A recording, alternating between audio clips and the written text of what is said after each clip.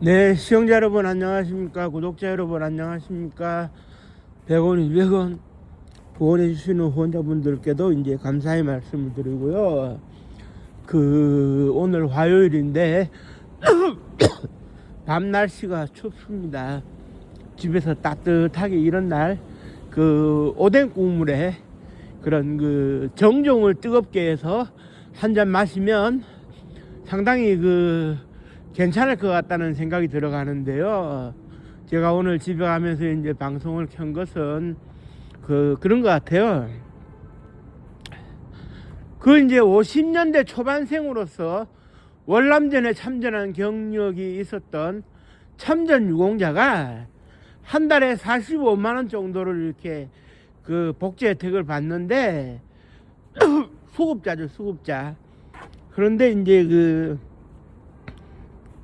그분이 쓰레기 더미에 이제 살다가 고독사 했다. 그래 이제 뉴스에 나온 걸 보고 오늘 좀 방송을 해야 되겠다 이런 생각이 좀 들었거든요. 그게 이제 무슨 얘기냐 하면은 그런 것 같아요. 1963년도인가요? 이른바 통킹만 사건이라고 있었죠.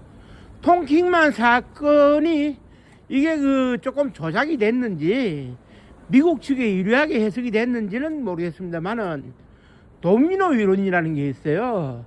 도미노를 하나 딱 무너뜨리면 줄줄이 쓰러뜨려지는 것처럼 인도 차이나 반도가 공산화가 되면 동남아시아 지역으로 공산화의 우려 가능성이 있다 해가지고 미국의 케네디 정부가 개입을 했어요. 사실 제가 기억하기로는 그렇습니다. 김성은 국방부 장관이 당시에 이제 있었던 일을 훗날에 증언을 했는데, 박정희 대통령이 자신의 그런 뭐랄까요, 사상적 사상적으로 그런 좀 이렇게 오해가 있어가지고, 사상적인 그런 뭐랄까요, 좀 자기 고백이 필요하다. 뭐 그런 분위기에서 커밍아웃이 필요한 그런 입장에서 자신의 의구심도 해소시킬 겸 반공정신을 굳힐 겸 그래 케네디 대통령을 만났을 때 월남 문제에 한국이 개입하고 싶다고 먼저 의사를 밝힌 것으로 이제 확인이 되어지고 있는 가운데 63년도 64년도부터 이제 월남에 이제 군인들이 가기 시작을 했는데 비둘기 부대라고 하는 이동 외과병원이 가서 활약을 하고 있었어요. 그런데 이제 미국에서는 그때 당시에 이제 전쟁을 어떻게 이제 전 세계적으로 봤냐면 모플렉이라고 이제 해가지고 깃발 꽂는 전쟁이라고 얘기를 했어요. 그래서 민주주의의 깃발을 꽂을 것이냐 공산주의의 깃발을 꽂을 것이냐 이 싸움인데 여기에 호응하는 국가들이 없어 나오니까 한국 전쟁을 경험한 한국이 참여를 해주면 진짜 민주주의를 위한 전쟁이구나 라고 전 세계가 인식하겠다 싶어가지고 한국군을 필요로 하게 됐어요. 그래서 이제 한국군이 참전을 안 하면 주한미군을 월남에 보낼 수도 있다는 명분을 내세워가지고 박정희 대통령을 압박을 하는데 그때 당시에 박정희 대통령은 월남전을 돈을 벌 수 있는 기회라고 생각을 했어요. 국민들이 먹고 살기도 어려운데 피라도 안 흘리면 못 먹고 사느냐. 국민들을 다그친 측면이 있었거든요. 이게 이제 일본의 매열 정책하고도 이제 조금 이제 연관이 되는 것이 1950년 6월 25일 날 한국 전쟁이 벌어졌을 때 일본의 요시다 수상이 해서는 안 될 말을 했죠. 한국 전쟁은 신이 일본을 도우시기 위해 일으킨 전쟁이었다는 발언. 그 이후에 어떻게 되느냐? 요즘 같은 경우는 국제적 지원이 앞장서겠습니다만은 그때는 우리도 먹고 살아야 된다. 돈이 중요하다. 그래야 일본이 어떻게 되느냐? 전 국민적인 매열 정책을 펼쳤어요.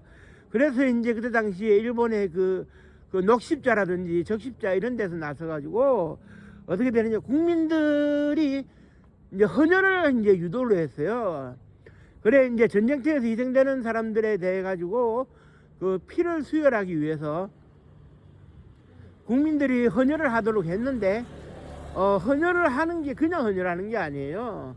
어떻게 되느냐? 예를 들면 헌혈을 하면 국민들에게 20원씩 줬어요. 20원씩. 예를 들어서 20원씩 줬어. 그러면은 그렇게 국민들이 그 헌혈한 피를 한반도에 30원 주고 파는 거예요. 그러면 적십자산은 녹십자산은 10원의 이득이 생기죠. 그게 돈벌이죠. 그러니까 이제 매혈이라고 해가지고 피를 매매한다는 뜻으로. 그때는 일본 사람들이 피라도 흘려서 먹고 살자 그랬던 거였거든요. 그래 이제 박정희 대통령도 그 비슷하게 생각을 해가지고 전투병력을 보내자 해가지고 구사단, 지금의 구사단과 그 백마부대, 그 다음에 수도기계사단에 해당되는 맹호부대를 이제 파병을 했었는데, 여기서 이제 중요한 것은 뭐였느냐? 오늘날 그런 그 참전 유공자 문제가 벌어지는 바로 이 지점인데, 그때 당시에 공화당의 이제 당의장이었던 정구영 의장이 일제시대 때 꼿꼿한 선비 정신을 가지고 있었던 법조인으로 유명했었는데, 이분이 뭐라고 그랬느냐? 월남에 이제 가가지고 이제 엄청난 사상자가 발생하면 국가적으로 부담이 되니까 가지 말자라고 했어요. 그러자 박정희 대통령이 뭐라고 했느냐? 시체를 떠밀고 와서 그 뭐 광화문 앞에서 데모를 하면 그 정도도 못 견딜 것 같으면 이 정부는 해체해버려야지. 무슨 소리 하느냐? 그래 이제 제가 기억하기로 정구영 당의장이 뭐라고 그랬냐? 정월남에 가야 한다면 보훈복지 대책을 완벽하게 세우고 월남에 가자. 이렇게 이제 주장을 한 것을 박정희 이제 대통령이, 그럼 우린 땅 파서 장사합니까? 라고 노발대발했어요. 그래서 이제 결론은 뭐냐? 보훈복지 대책을 안 세우는 조건으로 월남에 가는 거였어요. 박정희 대통령이 관철시킨 게. 무슨 얘기냐 하면은, 미국으로부터 달러의 지원이 예상은 되는데 미국으로부터 받을 수 있는 달러를 한계선으로 설정을 한 거예요. 즉 다시 말해가지고 뭐 미국이 얼마든지 달러를 제공할 수 있으니 월남에 와달라 이렇게 얘기를 했는데, 박정희 대통령은 요 정도 규모에서는 달러를 실컷 받아올 수 있겠다. 하지만 요 정도 규모를 넘어서면 미국도 부담이 되고 우리도 양심이 없으니 안 된다. 그래서 이제 달러를 받아올 수 있는 선을 정해놨어요. 그리고 그 돈을 아껴서 그 경제개발에 써야 하는 상황에서 보훈복지 대책인 전쟁터에서는 당연히 있어야 되는 일이지만, 당연히 있어야 되는 정책이지만, 정부가 어렵사리 미국으로부터 달러를 들여오는데, 공짜로 들여오는데, 군비 지원이 되는데, 그게 도리어 보훈복지 대책에 의해 가지고 그런 그 돈이 나가버리면 국가는 뭐 가지고 장사하냐, 뭐 가지고 경제개발하냐. 그러니까 내 월남에 가서 이제 이런 게 있지 않습니까? 전쟁터라는 특성상 전사를 하는 경우, 부상을 당하는 경우, 그 다음에 실종자가 되는 경우, 포로가 되는 경우가 있는데, 이런 경우에는 개인이 좀 복골복이 되라. 좀 개인이 그만한 희생도 못하느냐. 대가 없이 좀 희생 좀 해라. 그럼 뭐 대가 없이 희생을 하라고 하면은 결국은 뭐가 되겠습니까? 월남에 가는 사람만 바보인 거예요. 안 가는 사람들은 그냥 그 땡 잡은 거고.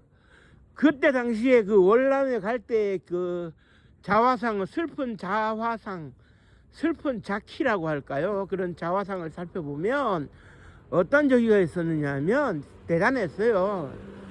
그때 당시에 그 월남에 그 한국군 사령관을 누구로 임명할 것이냐 했는데, 한국 전쟁 때 백골병단을 이끌었던 그래서 이제 그 뭐냐, 게릴라전을 경험해 본 적이 있는 그 최명신 장군, 최명신 소장을 한국군 사령관으로 임명을 했는데, 최명신 사령관도 난리가 났죠. 전쟁터에 간다니 부인이 그 난리가 나고, 그 시어머니가 이제 그 며느리 데리고 세 군데나 점을 보러 갔어요. 점을 보러 가가지고 이 사람 화약지고 먼 길 갈 사람이지만 살아 돌아올 거다, 이런 그 점괘가 나오자 그제서야 안심했다 그러거든요. 그뿐만 아니에요. 군의관들은 월남에 안 가려고 스스로 명장을 떼내는 수술도 하고, 탈행병들은 뭐 3, 40명씩 뭐 나오고, 전쟁터에 안 가려고. 군인은 전쟁터에서 죽고 사는 사람들이지만 남의 나라 전쟁터에 가려고 하는 사람은 없을 거예요. 우리나라 전쟁터도 아닌데. 그러니까 이제 결국은 그런 거예요. 지금도 그 남아있는 그런 그 뭐 전사자나 부상자의 경우에는 조금 다릅니다. 부상자의 경우에는 정부에서 어떻게든지 뭐 한 달에 한 45만 원에서 60만 원 정도 주기는 줍니다. 안 주는 건 아니에요. 그리고 고엽제의 후유증에 그 시달리고 있는 소위 그 미국명 그 영어 명칭으로 에이전트 오렌지라 그러죠. 그런 그 에이전트 오렌지라고 불리우는 그런 그 고엽제 후유증 환자들로 최소한의 치료는 해줍니다. 해주는데 미국으로부터 받아내야 될 막대한 보상금은 정부가 거절하고 있죠. 좀 너희들이 좀 복골복이 되라. 그래 이제 전사자들의 경우에는 그 이제 시신을 확보하게 되면 국립 그 서울 그 동작동 현충원에 묻어주는데, 문제는 그 실종자나 포로들이에요. 실종자나 포로들인데 정부에서는 시시하는 겁니다. 이들을 찾아내려면 그만큼의 역량이 동원돼야 되고, 그러면 국가 경제 개발을 해야 되는 달러가 휩쓸려 들어가면 안 된다. 그러니까 애시 당초에 박정희 대통령이 우리가 실제적으로 들어가는 비용 전체를 달러로 지급해달라 이렇게 얘기를 할 수 있어야 되는데, 미국한테 과도한 달러를 이제 받아먹기에는 부담스럽지 않겠느냐. 미국 자체도 어느 규모를 넘어서는 달러는 주지 못하니까 그냥 한국 정부가 좀 힘을 좀 보태고 좀 짐을 좀 져라 이런 입장이었거든요. 그러니까 뭐 애시당초 처음부터 끝까지 월남에 가는 사람만 바보인 거예요. 월남에 가는 사람만. 아무런 보험복지 대책이 마련되어 있지 않는 상황에서 월남에 가면 뭘 하겠다는 얘기입니까 도대체. 이게 그 말이 안 되는 거거든요. 그런데 이제 박정희 대통령은 국민이 대가를 바라지 않고 무조건 희생으로만 국가를 일떠세우자 했으니 국민들을 하나의 희생물로 본 거예요. 희생물로. 보상도 없이. 그러면서 피 흘리기를 거부하는 국민들은 당연히 불이익을 주죠. 아니 국가를 위해서 피도 하나 못 흘리냐고. 그러니까 이제 그 오늘도 그런 그 참전 유공자가 고독사를 하는 현장이 뉴스에 이제 보도가 됐었는데, 나라가 이게 참 한심한 지경이죠. 한심한 지경인데 대통령이 책무를 다 하지 못하고 자기의 그런 그 판단으로 요 정도에서만 뭐 하겠다. 사실 그렇지 않습니까? 전 세계 어느 나라에 가든지 간에 전쟁터에 가는데 보훈복지호 대책을 안 세운다. 이건 말이 안 되는 거거든요. 국민들이 헐벗고 굶주리는 것을 소위 가난을 탈피하기 위한 노력도 중요합니다만은 무조건적으로 대가 없는 국민들의 희생은 잘못된 거예요. 국민들도 대가가 있어야 뭐 희생을 하든지 하지. 그래 참 안타까운 일이죠. 국가가 버린 사람들이에요. 국가가 노골적으로 버린 사람들인데 이 사람들에 대한 대책도 없어요. 대책도 없고 한심할 따름입니다. 지금 이재명 정부가 그 정통성의 연속성을 가지고 있지만 대책 세우고 있는 게 있느냐 없다 이겁니다. 과거 지난 일로 치부해버리고 있다는 이 얘기입니다. 그러면 남아있는 그 유가족들이나 가족 친지들만 고통이 배가 되는 이 현실, 이거를 극복하지 못하면요 누가 전쟁터에 나가고 누가 돌격 앞으로를 하겠습니까? 안 그렇습니까? 희생에는 보상이 뒤따라야 됩니다. 보상이 뒤따르지 않는 희생은 무의미한 겁니다. 이거를 정부 당국자나 국방 당국자가 알아서 지금이라도 이 문제를 해소할 수 있는 대책을 마련하는 것이 시급하다라고 저는 보고 있는데, 책임 있는 정부 당국자의 현실적인 정책 마련을 촉구하면서 오늘 방송을 여기서 마치도록 하겠습니다.